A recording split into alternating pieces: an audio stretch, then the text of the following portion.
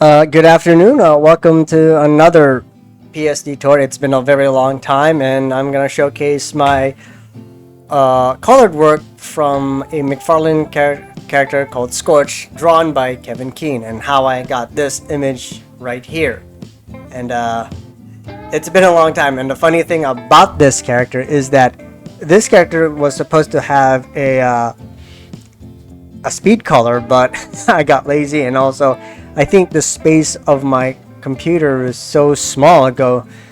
I can't feasibly do the speed coloring, so I have to do the PSD tour instead. So for me, I will showcase on my process on how I got here in the first place. So let's begin. Right here, this is all of my layers here. So let's start from the beginning.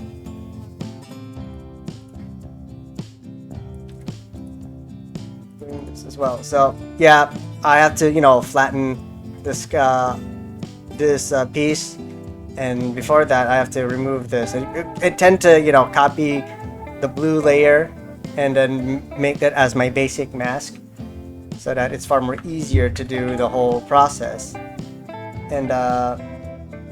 And then extract it as well. So for me, got it, and then start laying down all my flats. This is the first flat right here.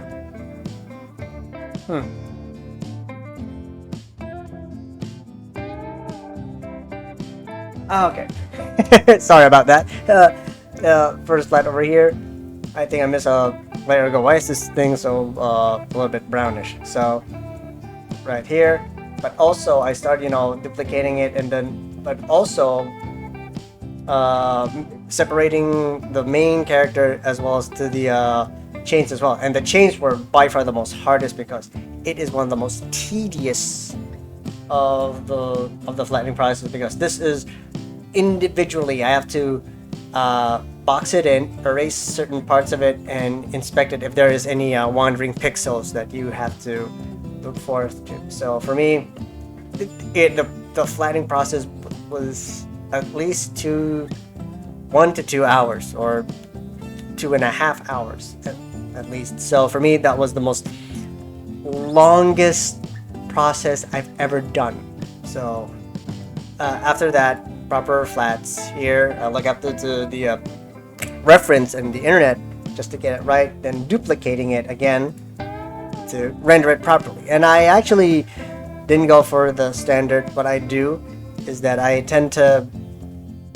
actually did have a gouache brush. So I did adjust it for a bit and then render it properly. If you look at this, I go, oh, it has some imperfect streak marks here, so I like it. So for me, I'm just gonna kept it, and then afterwards duplicate this chain layer in front of it, so that it could actually be rendered properly. So I have to do a pixel lock. I guess it's a lock transparent layers, so that I could easily color it properly without any individual stuff right here. So that, and also put a little background, since the character is primarily red, so I have to do complementary colors. So I use the green, and also gradient, use a gradient of green, like from turquoise to normal green, and then to fluorescent green. So that's where you got here. So I started experimenting that, and also putting in a gradient overlay, a gradient map actually, just to give that atmospheric look to it.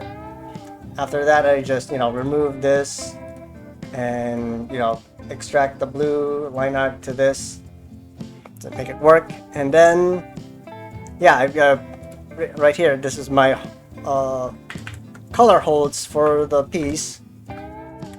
You can see right here, just smudging it out, and then this is where all all of it just started to, you know, come together now, and also playing around with the rendering of the chains and not, you know, interrupting the whole thing. And and finally, it doesn't have any wandering pixels that you go, oh, there's a slight bright pixel over here, so I have to erase it. So, and yeah, I started here and putting a little bit of some highlights just to give it a bit more character, a bit more pop, and then layering it down on some stuff here, like textures at the background, darken it here so you can hyper focus on it.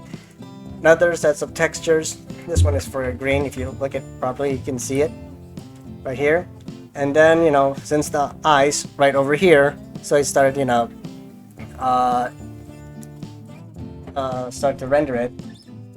Then here it goes, and also properly. You can actually, it actually looks good. And then the blue glow, so the piece does look good. So yeah, this is my this is actually my workflow and process on how I got from black and white line art to here. And I hope you enjoyed my short and brief PSD tour. So I hope you see it. I hope you guys see you again. So bye.